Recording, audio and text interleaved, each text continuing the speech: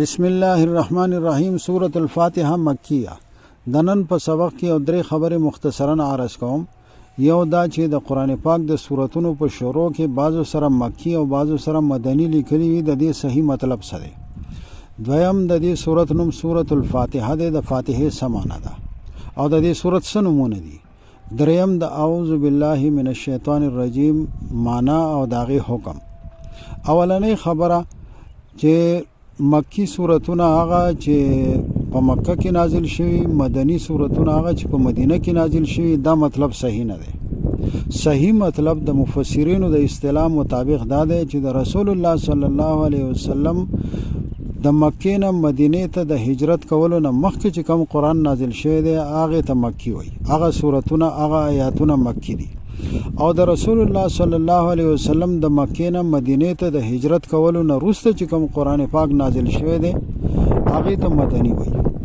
اوس که چېرته د هجرت نه مخکې چې کوم قرآن نازل شوی دی په هغه وخت کې رسول الله صلی الله علیه وسلم په مکه کې و، یا هغه آیاتونه په رسول الله صلی الله علیه وسلم باندې په مینا، عرفات، مزدلفه کې نازل شوي دي، یا بلکې د معراج په سفر کې په اسمانونو کې نازل شوي، هغه ټولو ته مکی ویلی کېږي.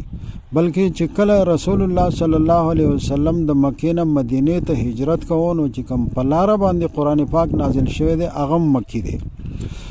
او د هجرت کې مدینې ته د رسیدو نه وروسته چې کوم قرآن پاک نازل شوی دی هغې ته مدني وایي. اوس که رسول الله صلی الله علیه وسلم په مدینه کې و، یا د هغې نه وروسته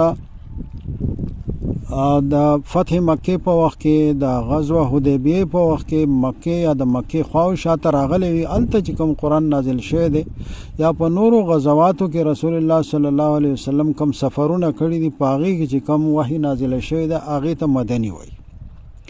اوس په اوږدو صورتونو کې بعضې داسې هم شته دی چې په د هغې شروع چې دی هغه په مکه کې شوی، د هجرت نه مخکې هغه آیاتونه نازل شوي دي، او بیا یو کال دوه کاله پس د هغې بعضې نور آیاتونه په د هجرت نه وروسته بیا نازل شوي دي. نو په هغه صورت کې صحیح حصه چې دی هغه په مکه کې نازله شوی دی د هجرت نه مخکې، او صحیح آیاتونه په هغې کې مدني هم دي. دویمه خبره د دې صورت نوم سورة الفاتحه دی.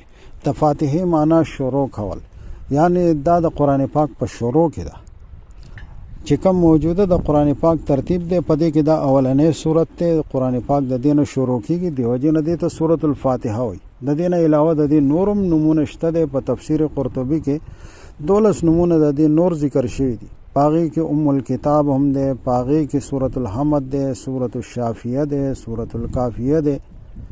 ام الکتاب دا ډیر عظیم صورت دی، دا نومونه هم زیات دي، او ځکه چې دا صورت چې دی نو هغه ډیر شرافت او عظمت والا دی. رسول الله صلی الله علیه وسلم فرمایي چې قسم دی په هغه ذات باندې چې چا په قبضه کې زما جان دی، د دې په شان صورت خو نه په تورات کې نازل شوی دی، نه په انجیل کې نازل شوی دی، نه په زبور کې نازل شوی دی، او نه په باقي قرآن کې نازل شوی دی. دا ډیر لوی عظیم صورت دی. فرمایي چې د ټول قرآن پاک بنیادی کم مقاصد دی هغه په دې کې ذکر شي، یعنی د ټول قرآن او د ټول دین خلاصه په دې کې موجوده ده. دیو جن دې ته ام الکتاب وایي، یعنی د قرآن پاک اصل او د قرآن پاک خلاصه. باقی سورة الشافیه ورته وایي ځکه چې په دې کې شفا ده، د ظاهري باطینی ټولو مرضونو نه پکې شفا ده.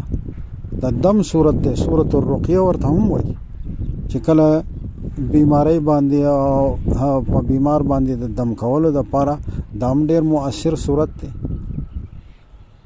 دریمه خبره د دې صورت یا د قرآن پاک په شروع ابتدا کې اعوذ بالله من الشیطان الرجیم ویلی کېږي. اعوذ بالله من الشیطان الرجیم دا د دې صورت یا د قرآن پاک جز خو نه دی، د قرآن پاک حصہ نه ده. البته په سورة النحل 98 نمبر آیات کې الله تبارک وتعالی ارشاد فرمایي فاذا قرأت القرآن فاستعذ بالله من الشیطان الرجیم. چې کله قرآن لوستل غواړي، د قرآن پاک تلاوت کول غواړي، نو د شیطان رټلی شوی نه د پناه غواړه، د الله پاک په پناه او د الله پاک په حفاظت کې چې دی نو هغه ځان راوله چې د شیطان د وسوسو د هغه د شرونو نه محفوظ شي. ځکه چې انسان چې دی نو هغه داسې یو کار کوي چې په هغې کې الله پاک ته نږدې کېږي، د الله پاک په رحمت کې داخلېږي، نو شیطان په هغې کې ډېر رکاوټونه پیدا کوي.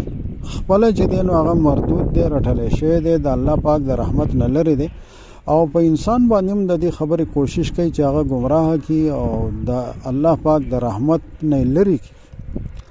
دیو جنا قرآن پاک لوستل، قرآن پاک زده کول دا خو یو ډیر لوی عمل دی چې انسان د الله تبارک وتعالى په رحمت کې داخليږي، په دې کې بیا ډیر رکاوټونه پیدا کوي.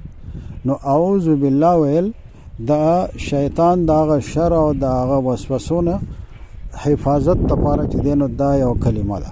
دا د قرآن پاک په آدابو کې د سنت ته چې د قرآن پاک د تلاوت نه مخکې دا ولوستل شي.